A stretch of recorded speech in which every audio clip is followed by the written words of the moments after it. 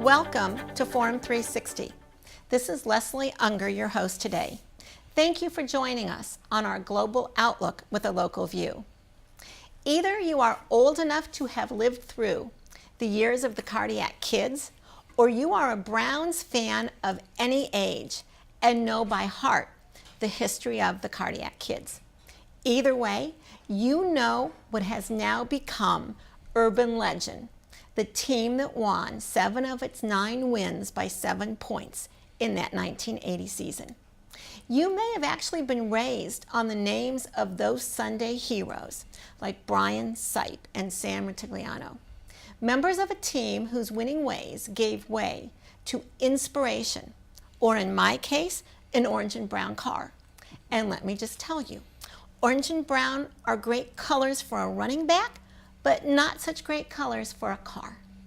Our guest today was a part of the season of destiny, a moment of despair, Red Right 88, and was a part of a team that has given us a lifetime of memories.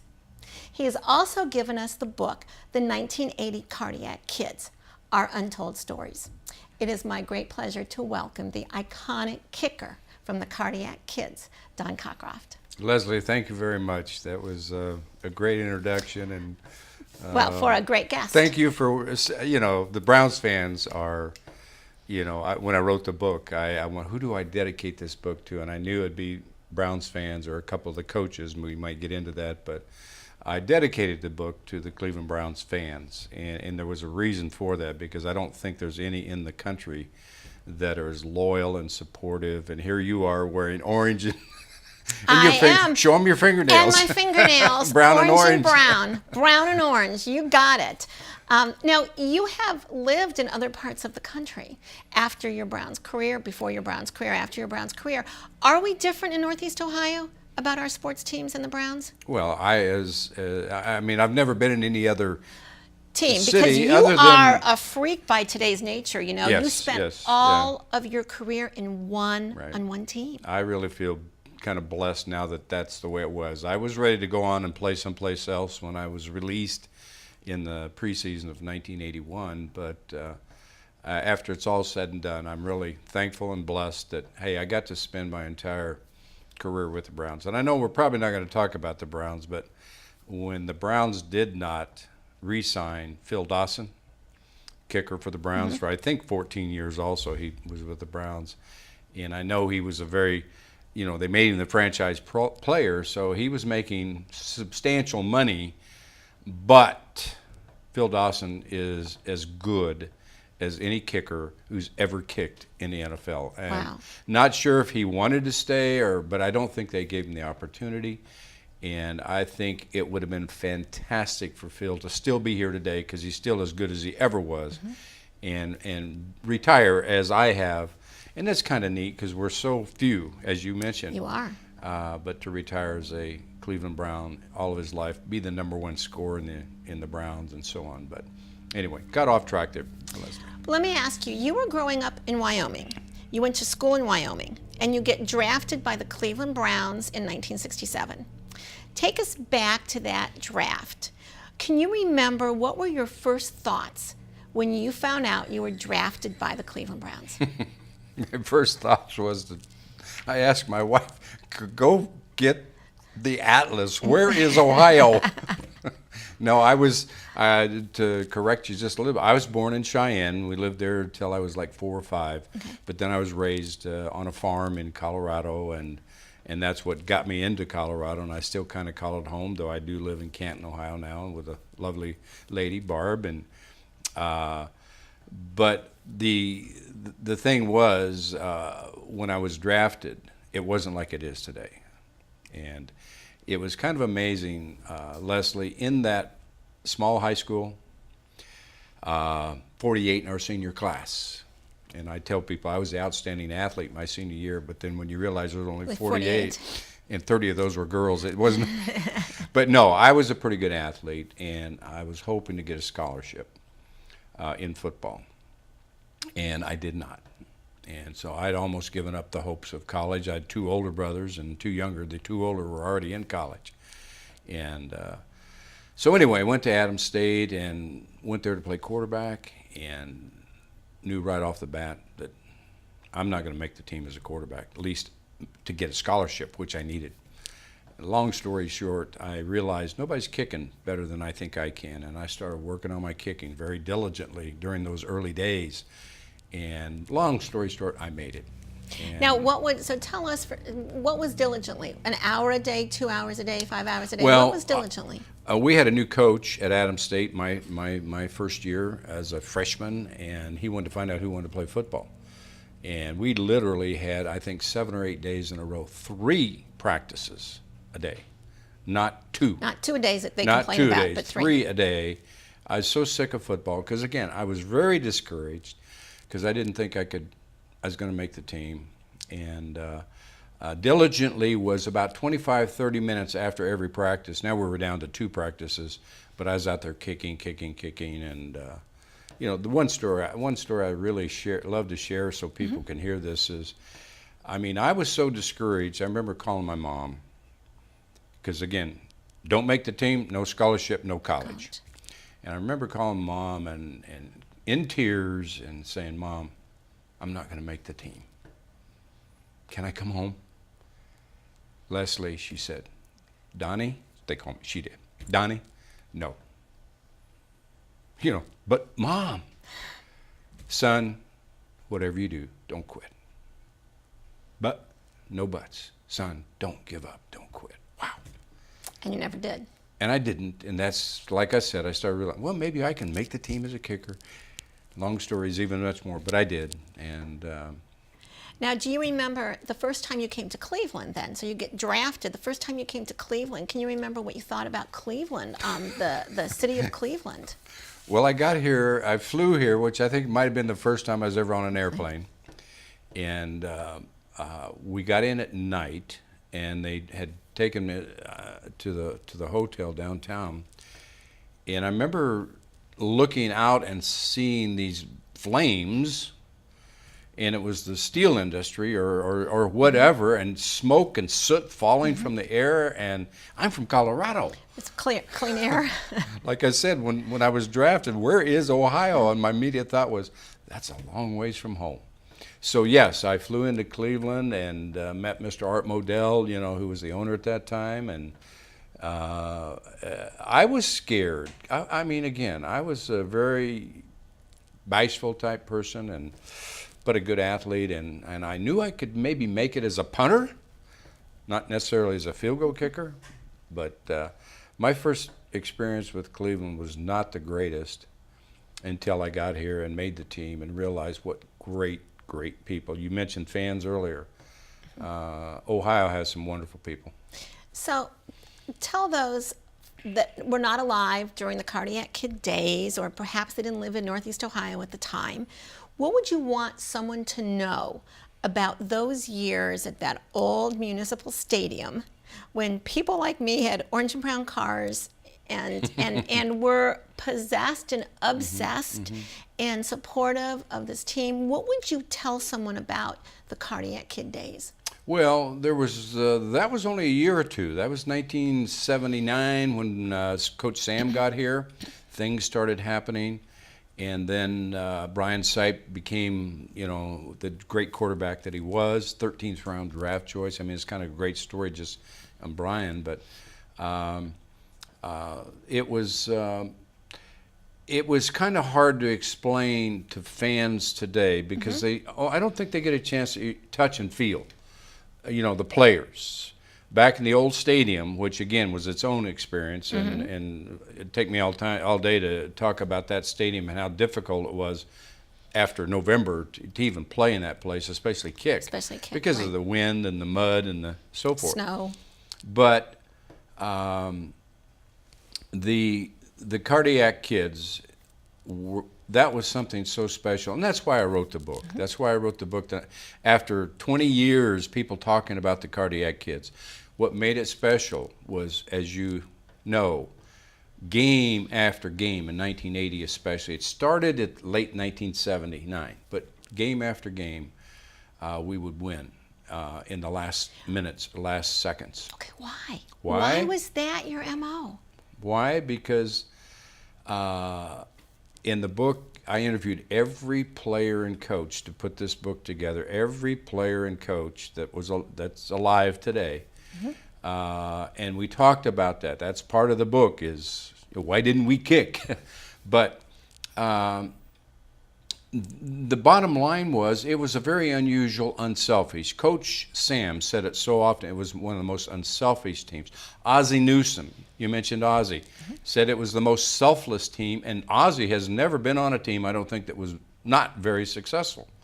But he said that there was never a team that was more selfless.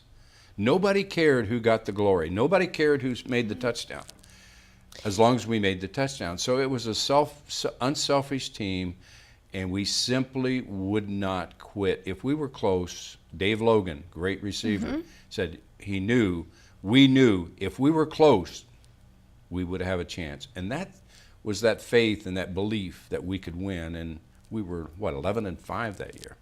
Now, this book, The 1980 Cardiac Kids, are untold stories, 672 pages, hardback, coffee table book, stories from all of our favorite players and coaches.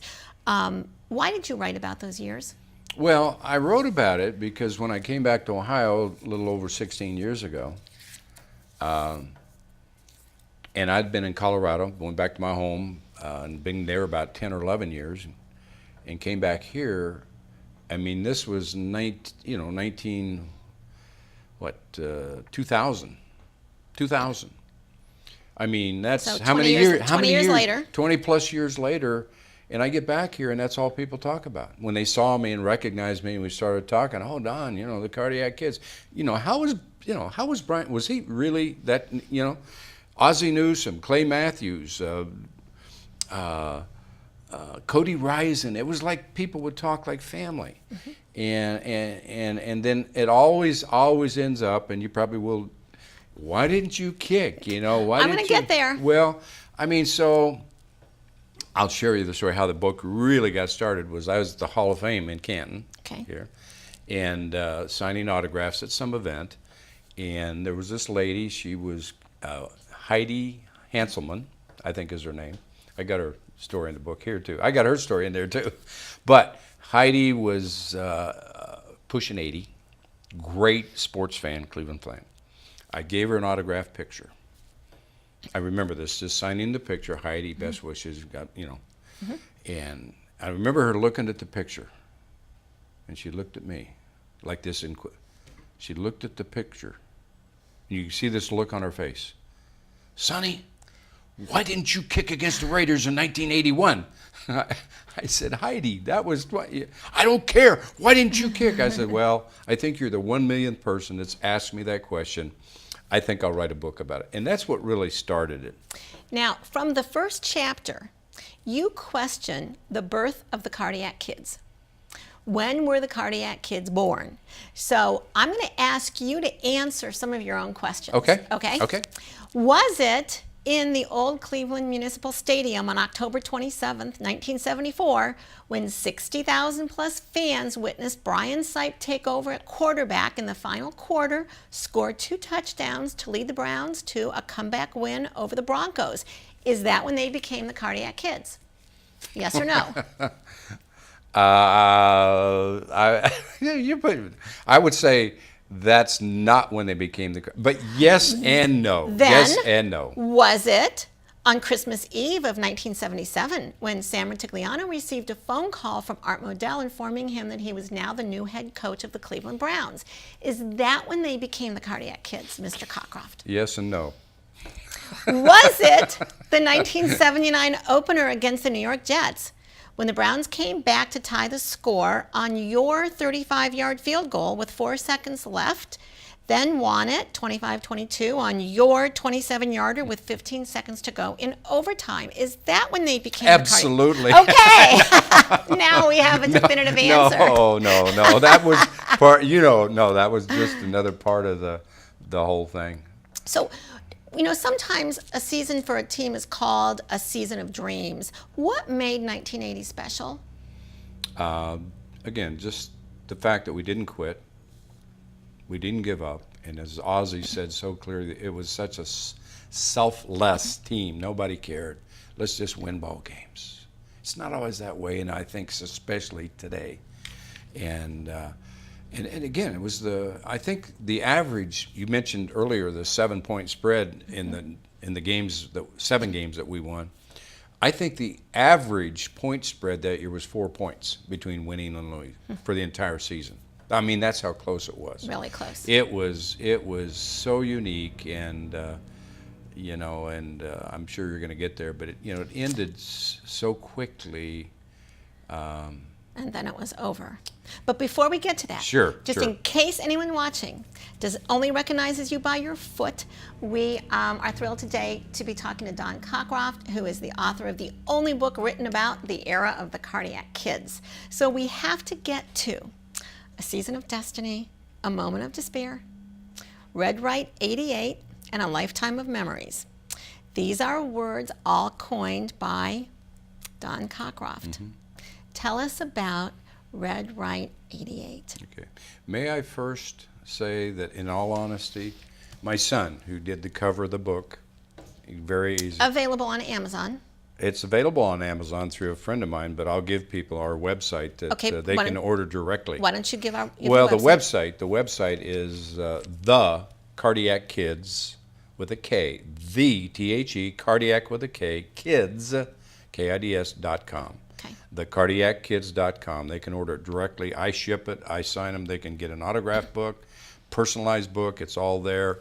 And while we're there, for your listeners, I want to give them a promo code where they can get a really nice discount on the book. Okay. And the promo code is Backers, like Brown's Backers. I was a member of those too. I know. Backers, Backers 50. Backers 50 Okay. is a promo code. Now, your question was, because I forgot. My question was, for someone that doesn't know about Red Right 88, what it was, what happened, the impact it had on a whole region, tell us about Red Right 88. Okay. Well, we are playing, again, you've talked about it very well. Oakland Raiders on January 4th, 1981. Right. 4 degrees. I was there. 4 degrees in the old stadium. Well, actually, the temperature on the official scorecard was 1 degree, but the chill factor that year was officially 36 below It had zero. to be 136 below Oh, when it you was were in the cold. stands. Oh, in the stands. And I thought about that because we could move around and had the heaters, but you folks sitting up there on that concrete, oh my goodness, can't imagine. Now you're going to ask me again. So Red Right, tell us where we are in the game and what Red Right 88 is. Take us back to that All moment. right, I'll try to condense it. Again, as you mentioned, January 4th, 1981, we had won the division, first time in 7 years, so we got a bye in the playoffs, and then the Oakland Raiders, I think, were the wild card that year, and so we played them in Cleveland, and that's why we were here. That's, nobody, it was nasty. It was the worst conditions you can ever imagine. 77,000 people, I think, showed up for that ball game. And it's hard to do anything. What they'd done, because it was so cold and there was some snow, they had covered the field with tarps, and they had these big blowers that blew hot air under all night long to keep, so the field would not be frozen. But when they took the tarps off of the field prior to our pregame warm-up, within 20 minutes, the snow was melted, it froze, we had ice puddles, and the field was solid. I mean, guys are cutting their cleats off and with spikes just so they can go. It's hard to do anything. Brian did not have a good game statistically. I missed a couple field goals. We had an extra point, and another field goal didn't even get off the ground because the snap was bad.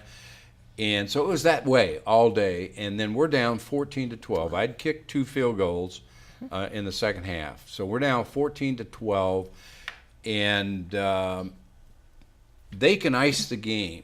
They're on the closed end of it, the Raiders can, and it's so bad they don't even try a 30-yard field to go up. Now it's 14-12.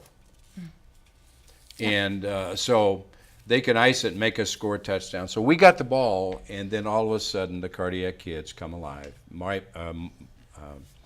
Brian is moving us down the field, and anyway, with 49 seconds left, we're on our 13-yard line in the open end of the field. And they run a play, and we make a yard or two. And then Coach Sam calls timeout, brings the team over, and he decides to surprise everybody in the world and run a pass play. Now, keep in mind, I thank God for this. I'm blessed. I was 17 for 17 in game-winning situations during my career. And so I think everybody in the world knew, hey, Concroft don't miss when it's that important, you know. But bottom line is, Red Right 88, something else was called the pass play. It was supposed to go to Dave Logan. And Ozzie was breaking across, and Brian tried to get it to Ozzie. And the wind's 20 miles an hour, and he shares it in the book, because we talk about this extensively in the book. But Brian shared, he says, my mistake was that pass called for a lob pass, kind of a up and over into his hands.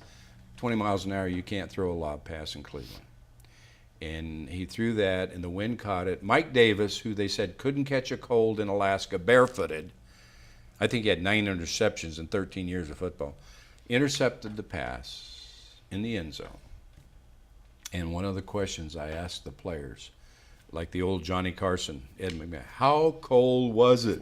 You know, just part of the book. Mm-hmm. And it was terribly, terribly cold. So it ended, and the thing that everybody remembered, Leslie, and you were there, mm-hmm. What was the thing you remember most, other than we lost?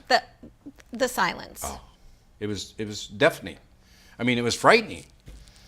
People, when we were marching down the field, and you were one of them, yelling and screaming, you couldn't even hear yourself think on the sideline. And when that pass was intercepted, boom. I mean, it's as quiet as it is right now. There was no way, even for the cardiac kids. No, it was over. It was over. It was over. I mean, they only had, you know, it's now 39 seconds left, and what are they going to do? They're not going to do anything but snap the ball one time, and it's over. So if you had to answer in 2 or 3 words what it was like to be a member of that particular Browns team, the Cardiac Kids, what would you say? Blessed. Blessed. I mean, it was such that. a unique season. It was, and like I said, when I finally retired, and I still feel I could kick, and I should have kicked more, but the Browns decided to go with someone else. But now I look back, man, I'm glad it ended for me on that note. With that team, it was such a never give up team, never quit. Just like Mom, never quit. Now, in 1 or 2 words, did the Cavs winning the NBA championship, did that help in any way with the pain of that loss? Oh, absolutely. I think for everybody, except I've told people, and I'm going to tell your Browns fans, one, mm-hmm. I'm very proud of this book. I really feel that I've honored my teammates. I've honored God in this book, and it's more a book about life than it is even about football. And every Browns fan, I really feel, should have this book, and you've seen it, and you know. And your question was, again, because I got off track there. If it was a help for the Cavs to win, since the Browns didn't win that one when it was with. Yes, because immediately what was said, the curse is broken. The Right. curse is broken. Right. The curse is Yes. broken. And I jokingly said for the last 2 years, until every Browns fan buys this book, It won't the be curse broken. won't be broken. So enough must have. I may still say that. Just no. Enough must have bought it. Now let me ask you in 2 or 3 words, as someone that has always watched sports but obviously not played on a football team, what makes, in a couple words, what makes a quarterback special? Well, I was under some great quarterbacks. Frank Ryan was a great quarterback. Bill Nelson. Mm-hmm. Bill was not physically the best in the world, but he had the mind, he had the competitive spirit, and I guess we have to go to Brian Sipe, who was a 13th round draft choice. I think he was the even lower than Tom Brady. Yeah, I think he was the 11th or 12th quarterback selected in the NFL draft the year 70 or something. So what made him special in a word? What made him special? He believed. And in one word, what makes a kicker a great kicker? Trusting God. Trusting God. Okay. Buy this book, The 1980 Cardiac Kids, Our Untold Stories. When were the cardiac kids born? In his book, The 1980 Cardiac Kids, our guest today, Don Concroft, attempts to answer that question. But it really, really doesn't matter. Don Concroft, Reggie Rucker, Doug Deacon, and a very, very cold Brown Stadium on January 4th are a part of the fabric of Northeast Ohio. Whenever the cardiac kids were born, they are now as much a part of our tapestry as Terminal Tower or Lake Erie. Our guest today brought these names to life so we could once again experience the fun of the cardiac kids. Thank you to Don Concroft for taking us on this magical tour today, and thanks to our viewers for coming back to a time when everything in Northeast Ohio was orange and brown. This is Leslie Ungar. Thank you for joining us for our Global Outlook with a Local View. Forum 360 is brought to you with support from Electric Impulse Communications, Kim and Harvey Nelson, Rubber City Radio Group, Acronist.com, Hudson Cable, Medical Mutual of Ohio, Forum 360 supporters, and the Shaw Jewish Community Center of Akron.